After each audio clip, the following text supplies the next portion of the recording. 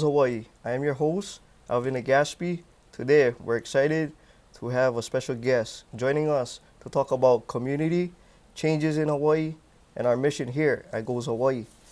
Goes Hawaii is a 501c3 nonprofit organization dedicated to empowering individuals, families, and communities across Hawaii to overcome challenges and achieve their goals.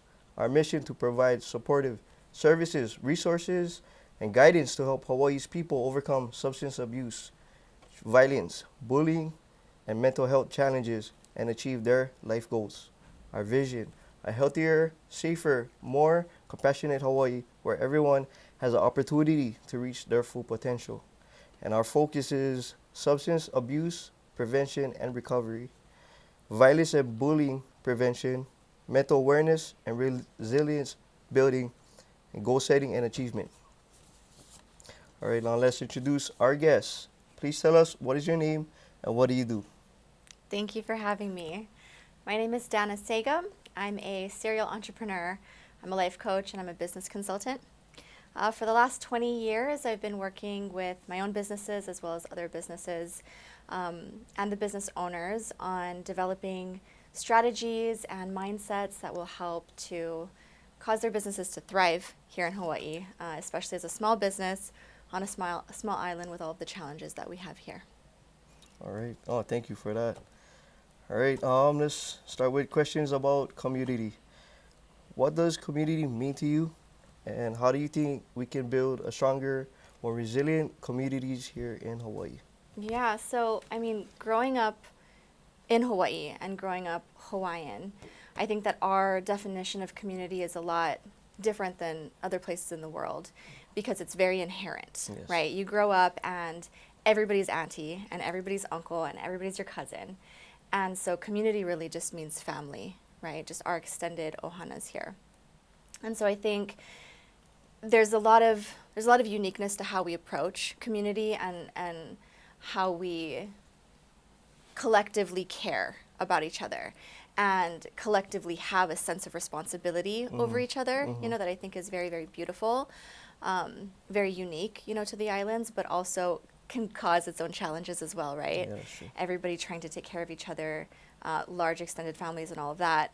But it's also really woven into our value system, right? So we grow up learning to kokua one another. We grow up learning that it's all a kako thing, right? That we all have to help each other and everything connects, right? So I think that really, especially these days, helping our community to be stronger is to continue teaching those lessons and to Yes. continue teaching those values because the last thing we would want is for that to get lost, right? I know that like my children aren't learning the same way that we used to learn about family because everybody's so much busier, right?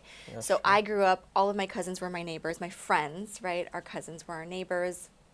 We were always at each other's houses. We didn't have phones to call I home. miss So those days. right, so all the parents were taking care of each other's kids, right? It was just all one really big, close community. And now it's not like that anymore.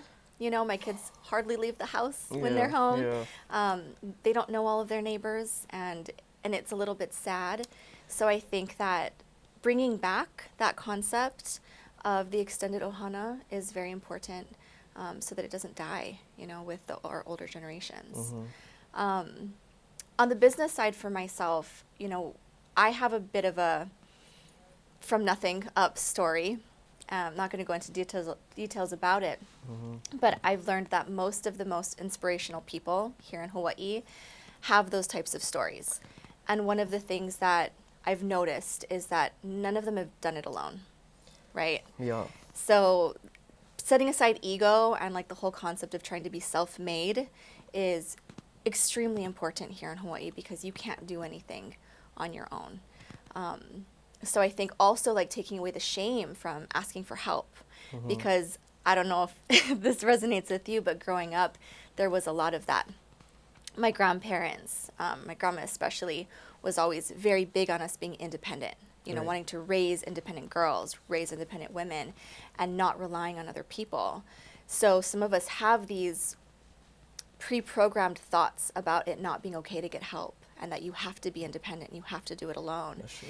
And the more we can help heal that and help normalize asking for help when you need help and creating more of like what you guys do, more programs, more opportunities to bridge or build bridges, you know, so that people can, without shame, get help and provide help to others. Yes. Yeah.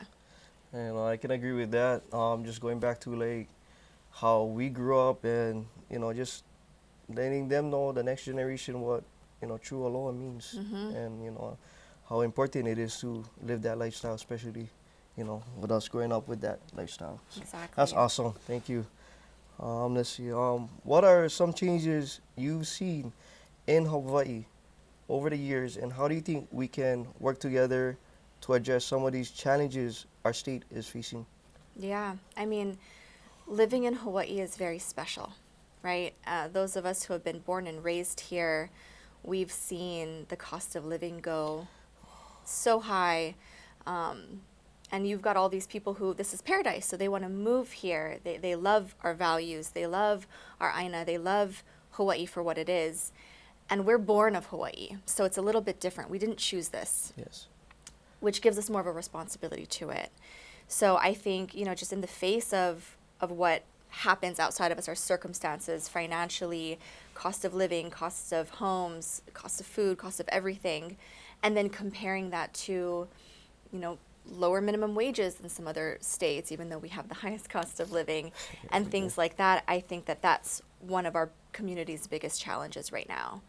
And so you see all of these parents, these families with, everybody's a breadwinner, right? Mom's got to work, dad's got to work, grandma's not able to retire. Everybody's working so that everybody can help afford. You have multi-generational homes where everybody's living together because that's what they can do. So I think that we really got to work together on a couple facets of this. And one of them is creating more opportunities, better opportunities for our local people, whether it's educational opportunities, workforce opportunities, things like that, so that we can elevate the whole hui. As each person, as each individual grows, it grows and raise everybody, right? So creating more opportunities for that, I think, is very important. But also, initiatives like affordable housing, drug treatment programs, like anything that we can do to get our local people just that very baseline help and Yes. assistance Yes. and hope, that makes the biggest difference. Because, and that's why I love that this is called Goals Hawaii, people have to have something to look forward to, right? And if you feel very stuck where you are, and if you feel very stuck in your circumstance, and you can't see a way out of it, you don't get to feel feelings like motivation and inspiration and excitement, and then go do something and take the actions that those feelings will drive. Right. So I think definitely like working our way from the bottom up and helping more of our people to have just the very basic human needs and the very basic necessities is a great place to start. Right, right. I love that. I love that so much. And that's very true, us people, we gotta just come together, help each other out. You don't know what anybody's going through, so uplifting each other and supporting each other instead of bringing each other down, that's very important to us. Yes. So thank you for that. That's awesome. Now, okay, let's talk about Goals Hawaii. Can you tell us a little bit about what you know about our organization and our mission? I just have to start by saying that I love Goals Hawaii. I work with a lot of different nonprofits. I've worked with nonprofits. I've had my own nonprofits over the years. And what I really love about this organization is that it is raw and real and authentic. Because when you're going out into the community and you're trying to help people who are going through it and they're really like just having a hard time and they're struggling, and you come in from your ivory tower, having your life all together, having had not dealt with a lot of challenges and struggle in your life, they don't believe you that you can help them. But when you're one of them, and they know that when they look at you, they see themselves in the future, they see you as a real example of somebody Yeah. who's been through what they've been through, and that if you can do it, so can they. That is so much more powerful.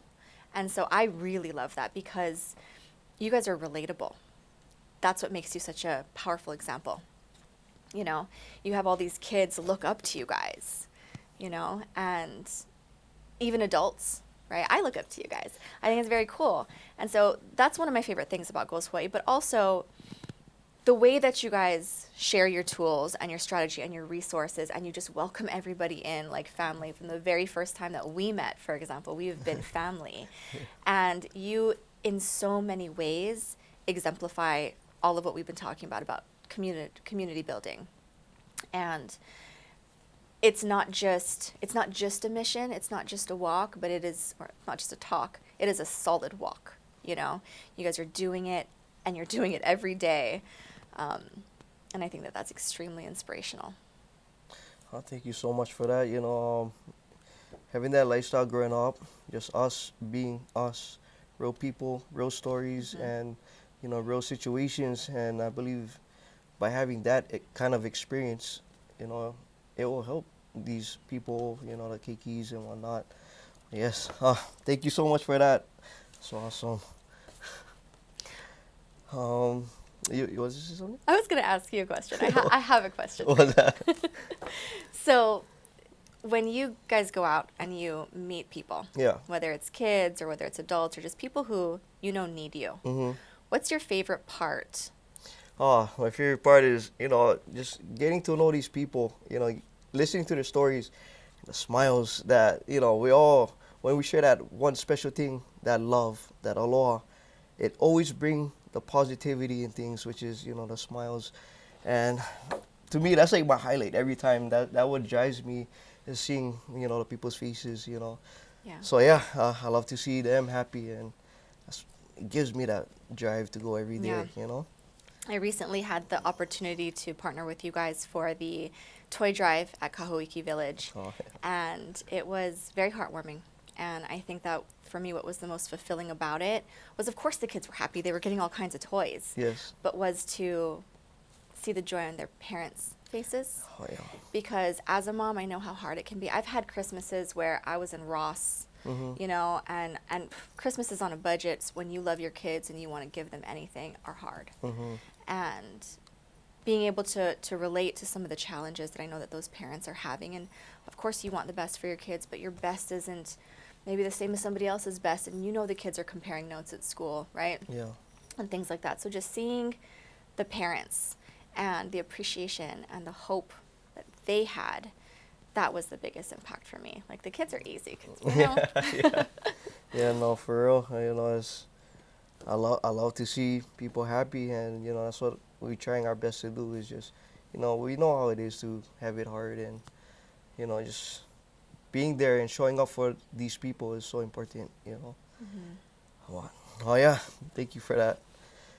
All right. How do you think we can work together to achieve our goals and make a bigger impact in our communities? Yeah. So what I think I can bring to the table with you guys is the business experience and the life coaching side of things. And what I've found in the 20 years that I've been studying personal development and business and all those type of things is that how you do one thing is how you do everything, right? Right. And so if we can find a way to really help our community elevate their mindsets around everything that they do, just the very basic thoughts that they have. One of the programs that I like to use is just neurolinguistic programming, and it's a self-talk, right? So if we can create workshops or opportunities for our people to just work on their very basic confidence levels, their thoughts about themselves, their thoughts about their circumstances, and help them to align to the fact that regardless of the circumstance, you know, regardless of how you were brought up, how much money your family had, you know, what has happened to you, because some of us have been victims of circumstances, Yeah. but being able to rise out of the victim mentality, right? So just because really bad things might have happened, and they've been very unfortunate, and in many ways they've made us who we are, helping them see that there's a silver lining to that, because that's also what's made you strong, right? Yes, That's yeah. also what's made you maybe street smart. That's also what's made you resourceful, right?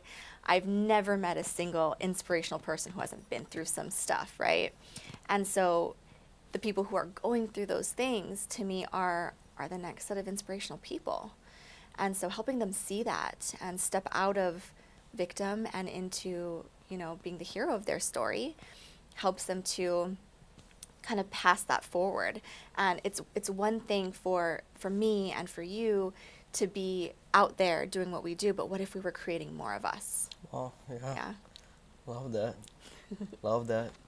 Yeah, just, the experiences we got, a lot of people kind of just like don't want to share their life stories, but sometimes it's those life stories and experiences that will make the difference. Absolutely. And Absolutely. if we can find more of those people, it will be something, Right. awesome. And that's what I think, you know, with Goals Hawaii as a community. Like, it's more than just an initiative. It is a community. Mhm. And it's creating a safe space. It's creating a safe platform for those people to share their stories. Yeah. And the more people do it, the more others feel safe doing it, right? So it's one of those snowball effects, and you guys are just starting it, and it is going to, I know that it's going to work its way and become very big and very impactful and help so many people. Thank you.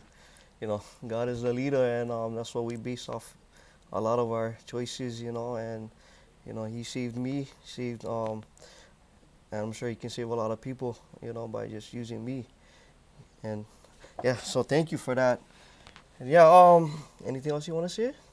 No, thank you so much for having me. So, thank you, Dana, for joining us today and sharing their insights and perspective.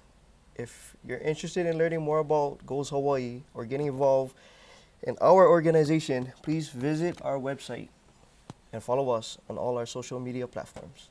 Mahalo.